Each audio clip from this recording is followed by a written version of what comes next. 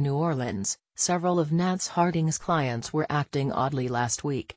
Ms. Harding, a psychotherapist in New Orleans, noticed that some were quick to cry, others were irritable and easily startled, some were drinking more heavily than usual. These were clients who had gone through Hurricane Katrina 12 years ago, and she was picking up the signals of a localized form of post-traumatic stress syndrome, or, as she calls it, Katrina brain. It is a condition, she said, that ramps up each June with the return of hurricane season and spikes with the anniversary of Katrina on August 29. And this year, there is Hurricane Harvey. Ms. Harding said she finds it easy to recognize the symptoms because I have it, though not from Katrina. She was 9 years old and living in Galveston when Hurricane Carla hit. I've walked in water up to my chest, she said. The Harvey news had her irritable and slightly paranoid without knowing why, she said, until she heard a reference to Carla.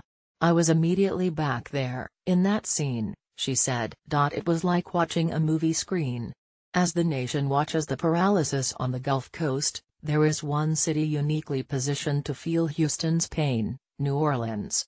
With Harvey producing horrific scenes reminiscent of those following Katrina and the levee breaches that flooded the city, New Orleanians watched with a mixture of horror and empathy. These two cities are connected by much more than a 6-hour drive on Interstate 10. Katrina bound them together, as Houston received as many as 250,000 refugees from the city in the weeks after the storm. Some 100,000 remain today. It is a strange sensation for many in this city, seeing Houston, a dozen years ago this week the sanctuary, now underwater. New Orleans will be getting a taste of Harvey, as well. The slow-moving storm threatens to dump as much as 10 inches of rain on the New Orleans area. Houston's plight is almost like a flashback, said Charles Action Jackson, 55, a D.J. I feel most so because Houston was one of the first places that opened their doors for New Orleans.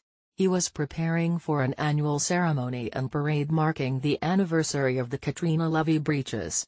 It was postponed from Tuesday to Sunday because of this week's rains. During Katrina, he had slept alone on his roof for 2 nights, dangling his feet into the attic so he would wake up if the water rose.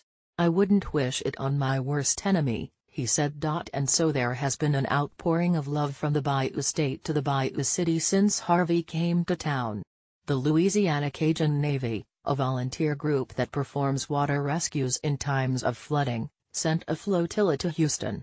Dirty Coast, a company that makes T-shirts with a New Orleans insider feel, created a Texas/New Orleans shirt they are selling as a fundraiser for the Houston Food Bank. Blake Haney, the founder of Dirty Coast, said this new storm tightens the bond. There's an all-too-real personal experience that Houstonians can share with people who were living here in 2005. And now, New Orleans is preparing for its own rains.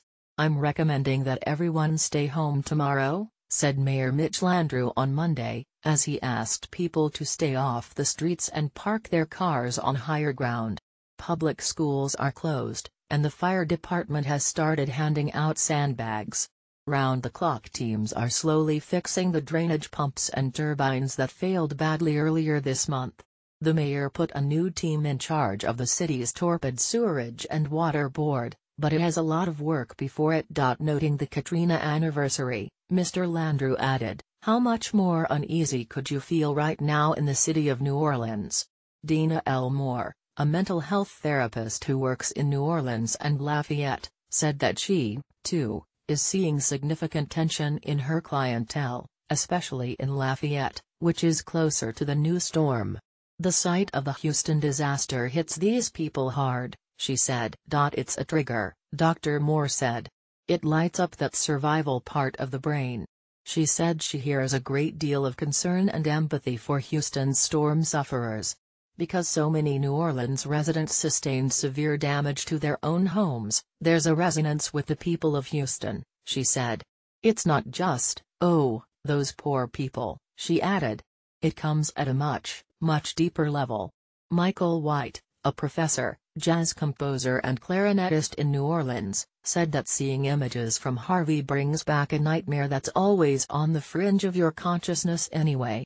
He fled to Houston before Katrina, a trip that took 32 hours. Dr. White would end up keeping an apartment for 2 years there, the only time in his 62 years he had lived outside of New Orleans. He played a jazz funeral for a Houston woman, where he learned of friends who had died in the flooding. He saw on the internet that his old neighborhood in New Orleans was underwater and realized that his 5,0